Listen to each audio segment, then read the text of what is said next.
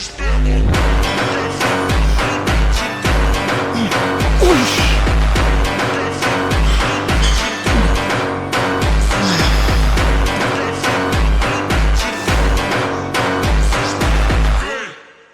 les gars, j'espère que vous allez bien. Aujourd'hui on se retrouve pour une nouvelle vidéo. D'accord, donc Prime épisode 5 déjà, ça va vite. 10 semaines de prépa.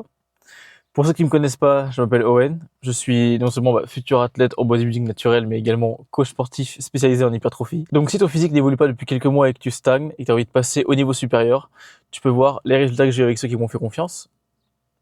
Et si tu veux toi aussi en faire partie et faire passer ton physique au niveau supérieur, tu peux réserver ton appel gratuit en cliquant sur le lien dans la description. Ok, aujourd'hui les gars, 10 semaines de prépa déjà. Donc le poids, 79,6 kg. On a déjà perdu presque 9 kg depuis le début de la prep. Donc c'est énorme. La condition est superbe. On est très content avec mon coach, Yann Le Terrier pour ceux qui connaissent. On arrive à garder un bon volume musculaire aussi. Donc ça c'est super. Les performances à l'entraînement, ça va. J'arrive à les maintenir pour la majorité des exercices. Donc ça fait aussi du bien. Aujourd'hui, je vous emmène dans ma séance push et on va parler d'un sujet très important. Comment rentabiliser, comment tirer le maximum de bénéfices de vos séances d'entraînement. Comment être sûr et certain en fait que vous ressortez de la salle et que vous avez bien stimulé assez chaque groupe musculaire que vous avez travaillé pour générer des adaptations derrière et donc de la croissance musculaire. Donc on va parler de plusieurs choses, notamment la fausse surcharge, le stimulus interne vs externe, l'intensité, l'intention, les articulations qui doivent bouger, pas bouger, etc. Je vais vous parler de tout ça pendant ma séance. Du coup, j'en ai avec moi pendant ma séance push. Vous l'avez déjà vu sur ma dernière semaine de masse. Et là, vous allez aussi voir la shape actuelle en même temps. Toujours accompagné de ma fidèle acolyte. Toujours accompagné de ma fidèle acolyte, la Monster, d'accord, caféine. Là, pour la séance, pour le pump et tout, j'ai aussi pris un petit peu de booster avant, donc avec citrulline, etc. pour essayer d'avoir un très bon rendu et tout. Pour vos yeux, ce sera pas mal. Donc voilà, je vais y aller et je vous retrouve à la salle.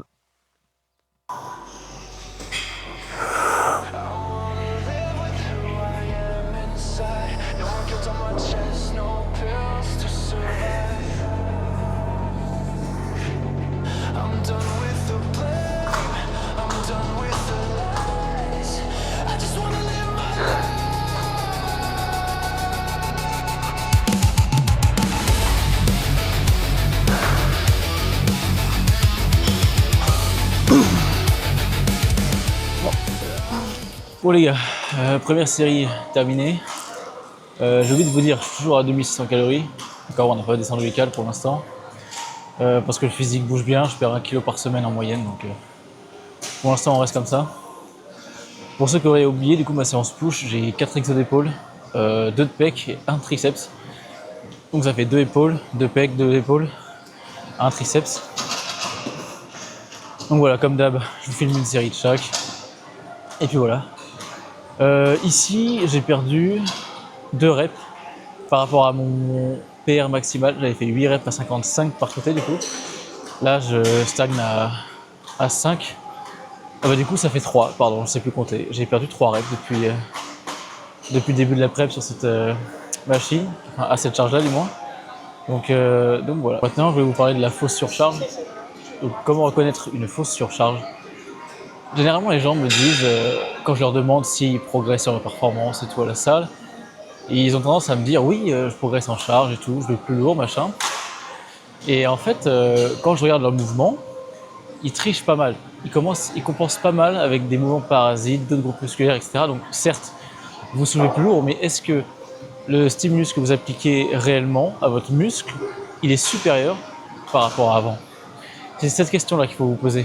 Parce que déplacer une certaine charge, c'est une chose, mais le stimulus que vous avez appliqué réellement à votre muscle pour le faire grossir, c'en est une autre. Donc, réfléchissez bien à ça, veillez à garder la technique la plus propre possible quand vous faites un mouvement, pour être sûr que toute la tension, le maximum de tension que vous allez générer, aille sur le muscle que vous souhaitez développer.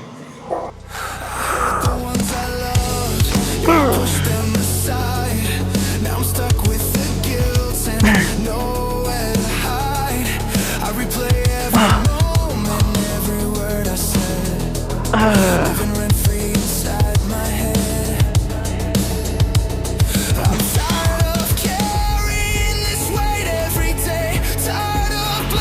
myself for everything that went wrong. My way, I don't wanna drown in the past anymore. I just wanna breathe, I just wanna be sure. Ok les gars, j'ai fini les épaules. J'ai pas trop parlé au niveau de la militaire armure parce qu'avec la lumière bleue c'est chiant pour les yeux. Donc là, on passe au pec. Mais avant ça, donc je voulais revenir sur le fait de différencier le stimulus interne que vous appliquez à vos muscles et le stimulus externe. Pardon. En fait, pour biaiser vraiment la tension, le travail sur le muscle que vous ciblez, il faut que votre technique déjà soit correcte, que votre amplitude aussi, mais surtout que la direction de la résistance soit cohérente par rapport à la courbe de force que va naturellement produire votre muscle. D'accord ? Donc par rapport à ces différentes longueurs, où est-ce qu'il va produire le maximum de force ? Il va falloir matcher en fait la courbe de résistance vis-à-vis de cette courbe de force pour être sûr que ce soit ce muscle précis qu'on travaille qui fasse le maximum du travail et qui prenne le maximum de stimulus. D'accord ? Et il y a une autre étape, je vais vous parler juste après, mais c'est l'intention que vous avez quand vous faites un mouvement. Entre deux personnes qui vont faire du pull down squat par exemple ou du hack squat, il y en a une qui va juste penser à pousser la charge, l'autre qui va penser à pousser la charge mais avec ses quadriceps. Et en fait c'est deux choses différentes parce que la première personne qui n'a pas l'habitude d'avoir ses unités motrices, une bonne connexion neuromusculaire, va pousser toutes ses forces en utilisant tous ses muscles le plus possible. Et la personne qui va avoir un peu d'expérience, qui va avoir déjà pas mal de temps de pratique derrière lui, va savoir pousser en fait cette charge, cette résistance avec le muscle qui cible réellement. C'est pour ça que vous pouvez avoir deux personnes qui utilisent la même charge à 1 an d'intervalle, et pourtant les résultats seront beaucoup plus importants 1 an après parce que cette personne aura une meilleure intention qu'au début. With who I am inside, no more guilt on my chest, no pills to survive. I'm done with the blind, I'm done with the lies. I just wanna live my life, wanting who the way I am inside. I don't wanna keep running, I don't wanna hide. I'm breaking these chains, one piece at a time. I just wanna live my life.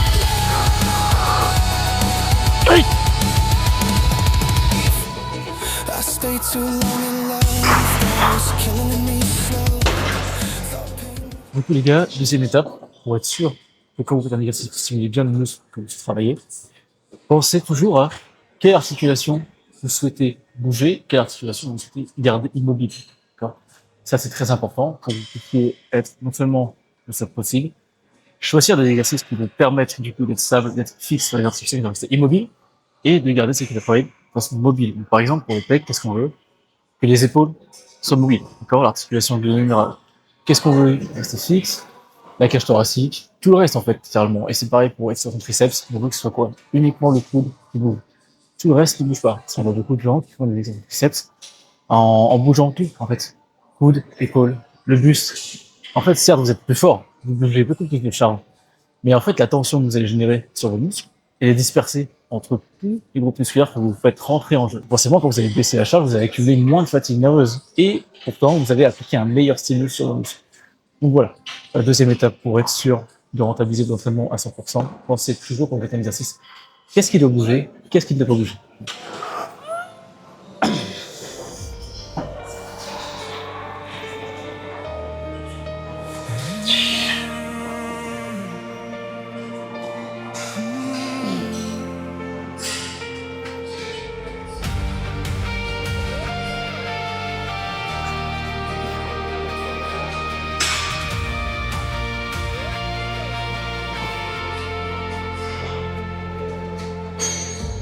I've been whispering to empty rooms again,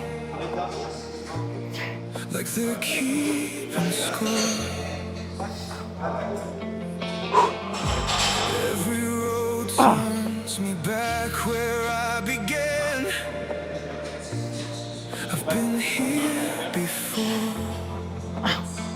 Try to shake off the weight of my lungs, but it breathes with me. Every step I take just comes undone, pulls me underneath, and I know I should leave it behind, but I don't even know what I'd be without it, and it's pulling me control. I wanna feel like this, but I can't break free. I don't wanna feel like this, but it's all I see. If I fall too far tonight, will there be a me? I don't wanna feel like this, but it won't release me.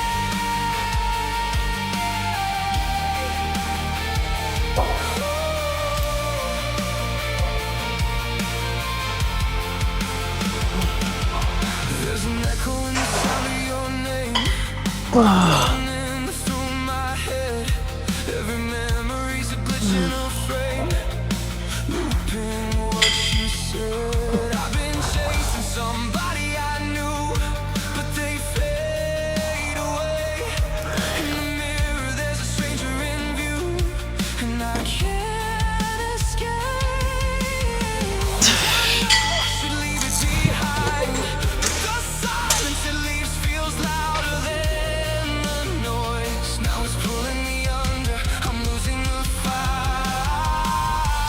I wanna feel like this, but I can't break free. I don't wanna feel like this, but it's all I see. If I fall too far tonight, will there be a me? I don't wanna feel like this. Bon les gars, je voulais vous dire aussi, là je viens de terminer ma séance, et j'ai pas eu pour l'occasion de vous parler du reste.